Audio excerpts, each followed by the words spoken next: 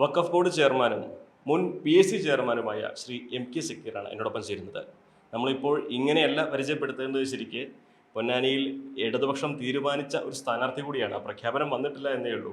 പക്ഷെ അദ്ദേഹം പ്രചരണത്തിൻ്റെ ആദ്യഘട്ട പ്രവർത്തനങ്ങളൊക്കെ തുടങ്ങിക്കഴിഞ്ഞിട്ടുണ്ട് അല്ലേ? സംസ്ഥാന കമ്മിറ്റിയാണ് സ്ഥാനാർത്ഥികളെ സംബന്ധിച്ച പ്രഖ്യാപനം. ആ പ്രഖ്യാപനത്തിൻ്റെ ഭാഗമാണ് യഥാർത്ഥത്തിൽ നമ്മൾ പ്രവർത്തനം മറ്റു കാര്യങ്ങളും ആരായാലും പ്രവർത്തിക്കേണ്ടത്. പക്ഷെ എന്നിരുന്നാൽ പോലും ഈ തെരഞ്ഞെടുപ്പിൻ്റെ പ്രവർത്തനത്തിൻ്റെ ഭാഗമായി ഞാനാണെങ്കിലും വേറെ ആളാണെങ്കിലും ആദ്യമേ ഈ ഇടതുപക്ഷ പ്രവർത്തനത്തിൻ്റെ പൊന്നാനിയിലെ പ്രവർത്തനങ്ങൾ തുടങ്ങി വെക്കുന്നത് സഖാവ് EK ബിജുവയുടെ വീട്ടിൽ നിന്ന് തന്നെയാണ്. അതിൻ്റെ ഭാഗമായി ഞങ്ങളെല്ലാവരും ടീച്ചറെ ഒന്ന് കണ്ട് സംസാരിക്കാൻ പോവുകയാണ്. അപ്പോൾ അത് സ്ഥാനാർത്ഥി എന്ന നിലക്കുള്ള സാധ്യതകളൊക്കെ ഇപ്പം ഇങ്ങനെ തീരുമാനിക്കപ്പെടാനിരിക്കുന്നുണ്ടെങ്കിൽ പോലും അല്ലെങ്കിൽ പ്രഖ്യാപനം വരാനിരിക്കുകയാണെങ്കിൽ പോലും അതിൻ്റെ സാധ്യതകൾ ഉള്ളത് കൊണ്ട് തന്നെ എല്ലാവരും കണ്ടുപോകാൻ തീരുമാനിച്ചിരിക്കുകയാണ്. പൊന്നാനി ഇടതുപക്ഷത്തിന് ഏറ്റവും പ്രതീക്ഷയുള്ള സീറ്റാണ്. വർഷങ്ങളായിട്ട് എന്ന് പറയാം, ഒരു ചെങ്കോട്ടയായിട്ട് ഇളകാത്ത കോട്ടയായിട്ട് നിൽക്കുന്ന മണ്ഡലമാണ്. എന്താണ് പൊന്നാനിയുടെ പ്രതീക്ഷകൾ? പൊന്നാനി ഇപ്പോൾ നേരത്തെ തന്നെ ഇളകാത്തെ പറഞ്ഞ പോലെ ഏറ്റവും നല്ല ഇടതുപക്ഷത്തിൻ്റെ സീറ്റാണ്. ഇടതുപക്ഷം എന്ന് പറഞ്ഞാൽ ഹൃദയപക്ഷമാണ്, പൊന്നാനിക്കാരുടെ പക്ഷം. എല്ലാ പൊന്നാനിക്കാരും ഒരുമിച്ച് ഇടതുപക്ഷ ജനാധിപത്യ മുന്നണിയുടെ സ്ഥാനാർത്ഥികളെ വളരെ നല്ല നിലയ്ക്ക് വിജയിപ്പിച്ചതിൻ്റെ ഭാഗമായി ആ വിജയിപ്പിച്ചതിൻ്റെ പൊന്നാനിക്കാർക്ക് തിരിച്ചു കൊടുക്കുന്നത് പൊന്നാനിയുടെ വികസന പ്രവർത്തനങ്ങളാണ്. ആ വികസന പ്രവർത്തനങ്ങളുടെ അടയാളങ്ങൾ ഉടനീളം പൊന്നാനിയിൽ കാണാവുന്നതാണ്.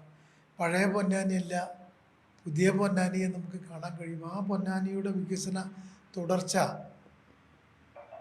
വരാനിരിക്കുന്ന ഇടതുപക്ഷത്തിൻ്റെ സ്ഥാനാർത്ഥി ഏറ്റെടുക്കും എന്നത് തന്നെയാണ് പൊന്നാനിയുടെ ചരിത്രം. അതുകൊണ്ട് യാതൊരു കോട്ടവും കൂടാതെ അത് നിലനിർത്തി മുന്നോട്ടുണ്ടാകാൻ സാധിക്കുമെന്ന് ഒരു വിമർശനം കൂടി അതിനിടയിൽ ചോദിക്കുകയാണ്. അങ്ങയുടെ പേര് പരിഗണിക്കപ്പെടുമ്പോൾ തന്നെ എന്തുകൊണ്ട് MK സക്കീർ എന്നുള്ള പേര്? ആദ്യം PSCയുടെ അംഗമാകുന്നു, PSC ചെയർമാനാകുന്നു, ഇപ്പോൾ വഖഫ് ബോർഡിൻ്റെ ചെയർമാനാക്കുന്നു, വീണ്ടും ഒരു ഇലക്ഷൻ വരുമ്പോൾ സ്ഥാനാർത്ഥി സ്ഥാനത്തേക്ക് അങ്ങയുടെ പേര് തന്നെ വരുമ്പോൾ എന്തുകൊണ്ട് ഈ പേര് മാത്രം വരുന്നു എന്നൊരു വിമർശനം സാമൂഹ്യ മാധ്യമങ്ങളിലൊക്കെ നമ്മൾ പലതും. എന്താണ് അതിൻ്റെ മറുപടി? ഇതിനകത്ത് എന്താ പറയുക, അതിൻ്റെ യഥാർത്ഥത്തിൽ ഒരു വളരെ 0.1% പോലും ഇല്ലാത്ത ഒരു വിമർശനത്തിന് ഒരു പുതിയ കാലത്തിൻ്റെ ഈ സാമൂഹ്യ മാധ്യമ പ്രക്രിയയുടെ ഭാഗമായി ആരോ എന്തോ എന്ന് ചൂണ്ടിക്കാണിക്കുക. സത്യത്തിൽ എന്താ വെച്ചാൽ പാർട്ടിയുടെയും ഒക്കെ തന്നെ ഈ തീരുമാനം ഇങ്ങനെ പരിഗണിക്കപ്പെടുന്ന ലിസ്റ്റിൽ ഞാൻ ഇടം കൂടാൻ കാരണം ഇതിനകത്ത് മുൻകാല ഒരു പരിചയമുണ്ടല്ലോ. ഇതിൻ്റെ വിഷയമായ അഡ്മിനിസ്ട്രേഷൻ, ഭരണപരമായ വിഷയങ്ങൾ PSC എങ്ങനെ നന്നായി ഹാൻഡിൽ ചെയ്തു, ഏറ്റവും നന്നായി വഖഫ് ബോർഡുകൾ ഹാൻഡിൽ ചെയ്തു. അപ്പോൾ PSCയും വഖഫ് ബോർഡൊക്കെ തന്നെ ഏൽപ്പിച്ച പണി ഒരു പോയിന്റ് പോലും, ഒരു വാക്കിന് പോലും ഒരു അഴിമതിയോ സ്വജനപക്ഷപാതമോ ഒരു തെറ്റും കൂടാതെ ചെയ്യാൻ സാധിച്ചെങ്കിൽ അത് തന്നെയാണ് ഏറ്റവും വലിയ യോഗ്യത. ആ യോഗ്യത ആണ് നമ്മൾ പരിഗണിച്ചത്. ആ യോഗ്യത ആണ് പൊതുജനങ്ങൾ പരിഗണിക്കേണ്ടത്. അപ്പോൾ സ്വാഭാവികമായും ജനങ്ങളുടെ അടിത്തട്ടിൽ തന്നെ ജീവിക്കുന്ന ഒരാൾ തന്നെയാണ് നമ്മളൊക്കെ തന്നെ. പൊന്നാനിയിൽ ജനിച്ചു, പൊന്നാനിയിൽ പഠിച്ചു, ഇപ്പോൾ ഈ പ്രദേശത്തെ എല്ലാ സ്ഥലത്തുമാണ് ഞാൻ ജീവിച്ച് കളിച്ച് സൗഹൃദ ബന്ധങ്ങളും ജനകീയ ബന്ധങ്ങളൊക്കെ തുടരുന്നത്. അപ്പോൾ സ്വാഭാവികമായും അങ്ങനെ ജനകീയ ബന്ധത്തിൻ്റെ ഭാഗമായിട്ടുള്ള ഒരു അയോഗ്യതയോ നേരത്തെ കുറച്ച് കാര്യങ്ങളൊക്കെ കാര്യപ്രാപ്തമായി ചെയ്തു എന്ന് പറയുന്നത് അത് അയോഗ്യതയോ അല്ല. അതെല്ലാം യോഗ്യതയായി നമ്മൾ പരിഗണിച്ചുകൊണ്ടാണ് എടുത്തിട്ടാണ് അതിനകത്ത് സ്ഥാനാർത്ഥിത്വം വന്നിട്ടുള്ളത്. അപ്പോൾ ഈ വക വിഷയങ്ങളൊക്കെ തന്നെ ഏതെങ്കിലും കോണിൽ നിന്ന് അത് വന്നിട്ടുണ്ടെങ്കിൽ ആ കോണുകളൊക്കെ തന്നെ അത് തിരിച്ച് റെക്ടിഫൈ ചെയ്തുകൊണ്ടിരിക്കുകയാണ്, അതിൻ്റെ തിരുത്തിക്കൊണ്ടിരിക്കുകയാണ്. നമ്മൾ കഴിഞ്ഞ വർഷം പൊന്നാനി വലിയൊരു പരസ്യ പ്രതിഷേധം കണ്ടിരുന്നു. പക്ഷെ ഇത്തവണ അങ്ങനെയില്ലെങ്കിൽ പോലും പലയിടത്തായിട്ട് ഒറ്റയ്ക്കും മറ്റു ചെറിയ ഫ്ലക്സുകൾ ഉയരുന്നു, ചില പ്രതിഷേധം വാട്സാപ്പ് ഗ്രൂപ്പിൽ നടക്കുന്നു, അങ്ങനെ ചില പ്രതിഷേധങ്ങൾ കാണുന്നുണ്ട്. ശ്രദ്ധയിൽപ്പെട്ടിരുന്നു അത് ചിലപ്പോൾ നമ്മളിപ്പോൾ എന്ത് അഭിപ്രായങ്ങളുണ്ട്, ഇപ്പോൾ അഭിപ്രായം പറയാനുള്ളതാണല്ലോ, അഭിപ്രായം പറയാനുള്ളതാണ്, പ്രകടിപ്പിക്കാനുള്ളതാണ്.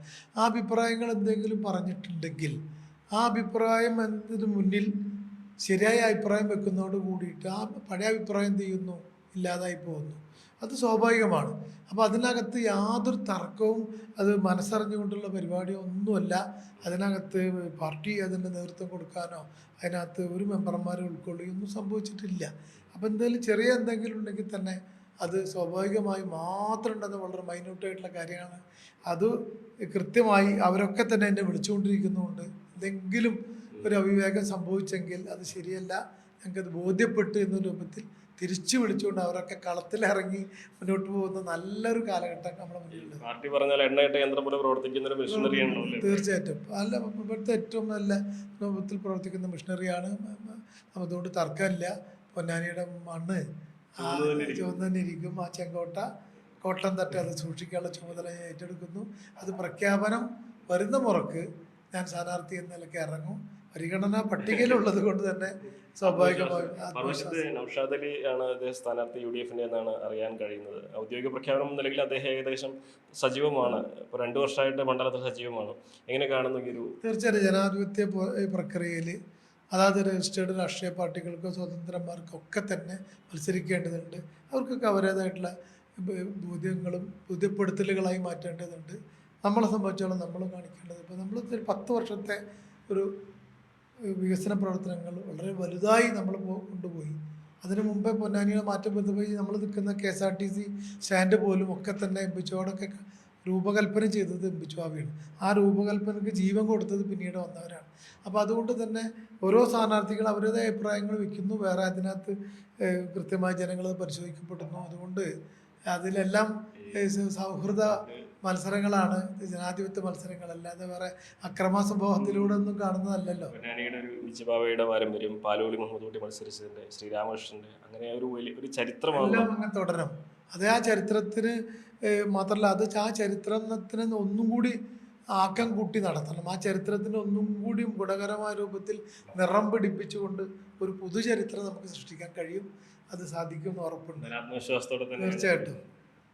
പാർട്ടിയുടെ പ്രഖ്യാപനം വന്നു കഴിഞ്ഞാൽ സ്ഥാനാർത്ഥിയായുള്ള പ്രവർത്തനം തുടങ്ങും. പക്ഷേ ഇപ്പോൾ ആത്മവിശ്വാസത്തോടെ തന്നെയാണ് ഇറങ്ങുന്നത്. പാർട്ടിയിൽ പല അഭിപ്രായങ്ങൾ വരുന്നത് സ്വാഭാവികമാണ്. പക്ഷേ പാർട്ടിയുടെ തീരുമാനം പ്രഖ്യാപിച്ചാൽ എല്ലാവരും ഒരുമിച്ച് കൂടെ ഉണ്ടാകുമെന്ന ആത്മവിശ്വാസം കൂടിയാണ് ശ്രീ MK സക്കീർ പങ്കുവയ്ക്കുന്നത്. Akhil ഓട്ടുപാറയ്ക്കൊപ്പം CV Anumod, News 18. കൂടുതൽ വാർത്തകൾക്ക് News 18 Keralam YouTube channel subscribe ചെയ്യുക.